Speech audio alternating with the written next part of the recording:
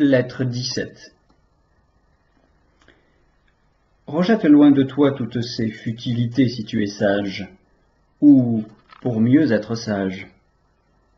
Porte-toi d'une course précipitée, de toute ton énergie, vers la santé mentale. Si quelque attache te retient, dénoue-la ou tranche-la. Ce qui m'arrête, dis-tu, c'est mon patrimoine. Je veux y mettre bon ordre, de façon qu'il puisse me suffire sans travail. Ainsi je ne serai pas gêné par la médiocrité de fortune ou gênant pour quelqu'un. Quand tu tiens pareil langage, tu ne sembles pas connaître la force, l'absolu pouvoir du bien auquel tu penses. À la vérité, tu saisis le fait capital, toute l'utilité de la philosophie, mais dans le détail, tu ne le discernes pas encore assez nettement. Tu ne sais pas encore combien, en toute occasion, nous en tirons de secours, comment, pour parler avec Cicéron, elle nous vient en aide dans les grandes crises et condescend à nos moindres embarras. Crois-moi, appelle-la en conseil, elle te dira de ne pas rester assis devant la table à calculer. Ce que tu cherches, n'est-ce pas, ce que tu penses gagner par tes atermoiements, c'est de ne pas avoir la pauvreté à craindre. Mais si elle était à souhaiter. Beaucoup avaient la vocation philosophique, leur argent a été l'obstacle. Pour la pauvreté, elle va d'un pas dégagé, sans inquiétude. Quand le clairon sonne, elle sait que ce n'est pas à elle qu'on en veut. Au cri « de l'eau », elle cherche par où elle se sauvera de l'incendie, et non ce qu'elle emportera. Ou bien a-t-elle à s'embarquer? Le port ne retentit pas de cris. La suite d'un seul voyageur ne met pas en émoi les rivages.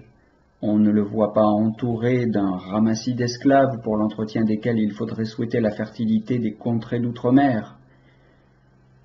Il est facile d'entretenir un petit nombre d'estomacs bien réglés et qui ne réclament autre chose que d'être garnis.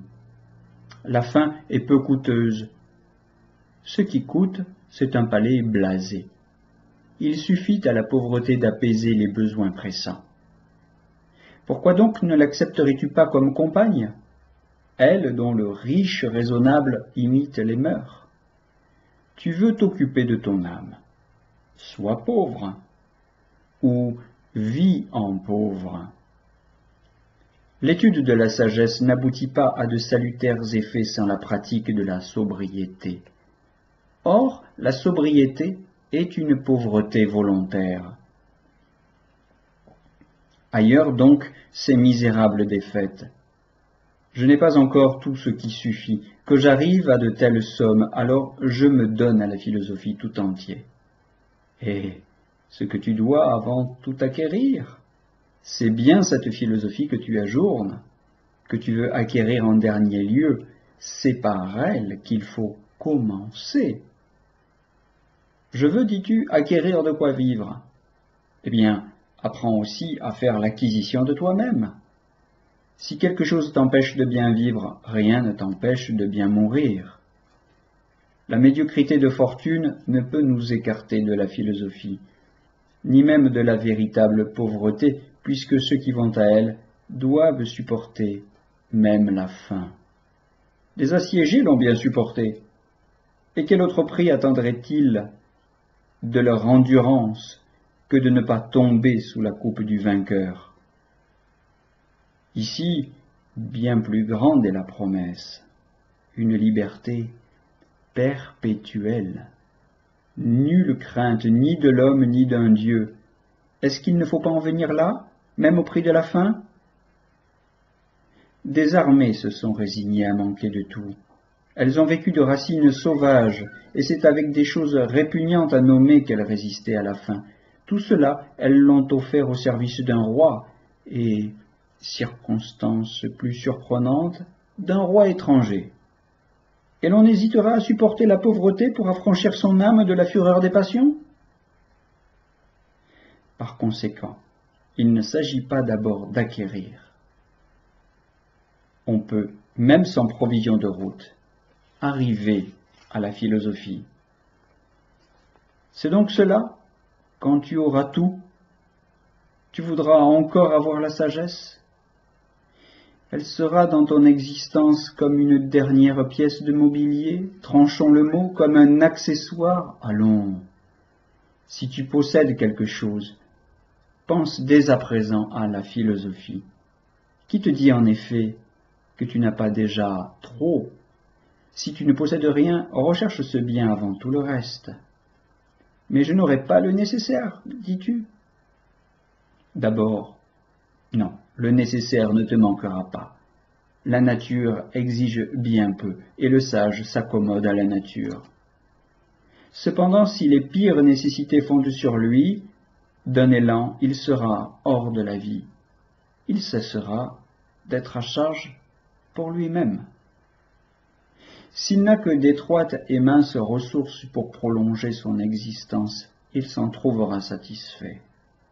Sans étendre ses préoccupations, ses soucis, au-delà du nécessaire, il accordera leur dû à son estomac et à son dos, et considérant les tracas des riches, tant de remue-ménage dans la course aux richesses, tranquille et content, il ne fera qu'en rire.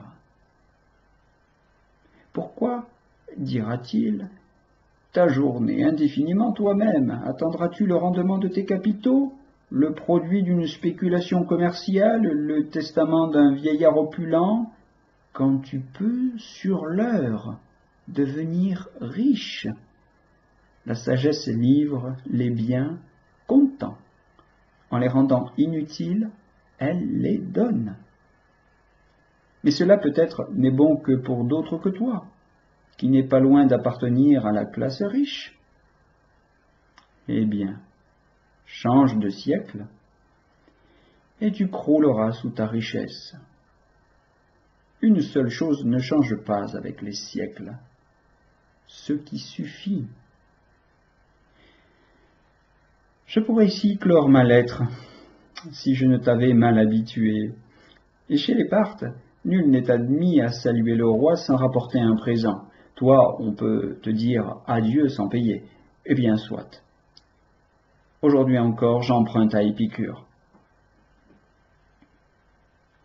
L'acquisition des richesses a été pour beaucoup moins la fin des misères que leur changement. Je n'en suis pas surpris. Le mal n'est pas dans les choses, il est dans l'âme.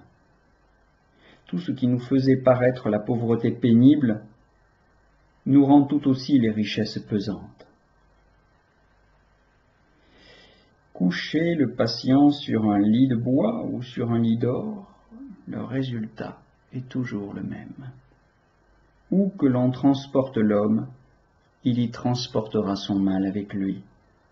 Loger une âme souffrante parmi les richesses ou dans la pauvreté, le résultat est le même. Son mal la suit.